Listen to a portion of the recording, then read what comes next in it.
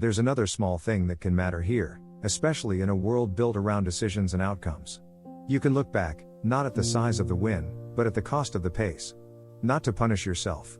Just to notice it honestly. Maybe you have been sleeping lightly for weeks. Maybe every call has carried hidden risk. Maybe your voice has been calm while your chest has not.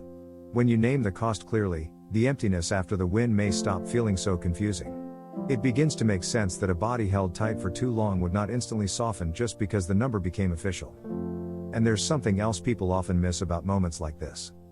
The emptiness after a win is not always a sign that you chose the wrong mountain. Sometimes it is the first quiet second where your private self is finally allowed back in. That changes the feeling a little. Because then the cold espresso is not just a sad symbol. It becomes a clue.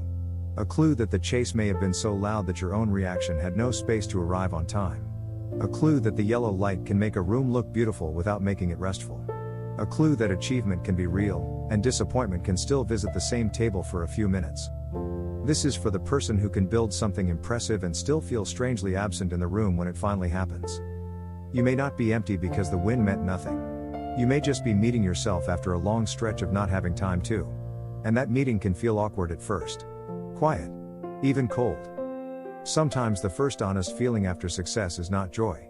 Sometimes it's the sound of a spoon against a cup in a nearly empty cafe, and the realization that part of you is still catching up.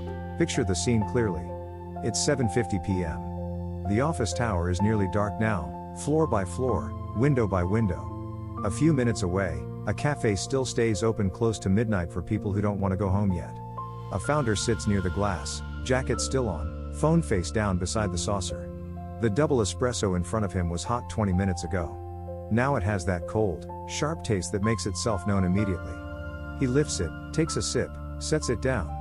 In the silence, the smallest sounds get louder, the old smell of roasted coffee, the faint music that doesn't quite reach him, the quiet tap of a spoon against ceramic from somewhere behind the counter. Nothing bad is happening.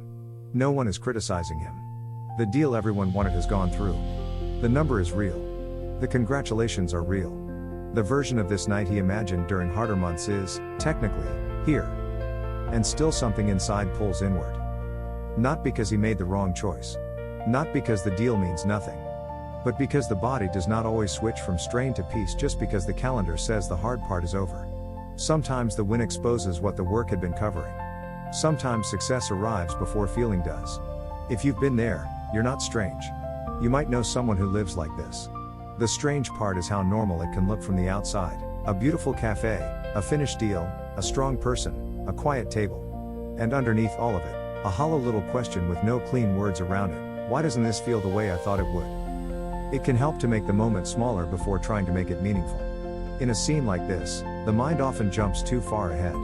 It starts asking whether the deal was worth it, whether the feeling means something is wrong, whether this is all success really is. That usually makes the emptiness louder. A gentler place to start may be with 3 plain facts. The room is quiet. The body is still tense. The pressure just ended. Sometimes naming what is happening in real time gives the moment less power to turn into a big verdict about your whole life. At 7:50 in the evening, when most of the building has already gone dark, there's still one cafe nearby with the lights on. A founder sits there with a double espresso that has gone cold, lifts it to his mouth, tastes it, and sets it back down again. The music is too soft to fill the silence. The yellow light makes everything look warmer than it feels. And for a strange moment, right after the deal finally closes, the room feels heavier instead of lighter. Why can a win land like that? What this may be is the quiet drop that sometimes comes after a big achievement, when your mind has been holding tension for so long that it doesn't know how to arrive. In this video, I want to slow that moment down and look at why it can feel so empty, even when everything on paper says it was a success. This kind of emptiness is when something you worked toward for a long time finally happens, but instead of relief rushing in, your body stays tight and your thoughts go flat, as if the moment came in without its meaning. One common reason is that ambition often trains you to live in the next step, not the present one.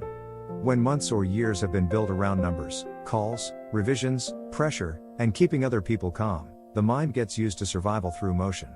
It starts to believe the value is in chasing, not in having. So the deal closes, the signatures are done, the messages come in, and instead of feeling full, you look around and realize your inner pace is still running somewhere ahead of you. There's also a quieter reason that sits underneath a lot of success stories, the pressure of being the one who holds everything together. A founder is rarely carrying one outcome alone. There are investors reading signals, employees reading facial expressions, clients reading delays, and family members living beside a version of you that has been half elsewhere for a long time. In that kind of role, even a victory can feel less like a rival and more like the end of one burden just before the next one appears. So you sit with the espresso, hear the spoon touch the cup, and part of you is already bracing for tomorrow before tonight has even begun.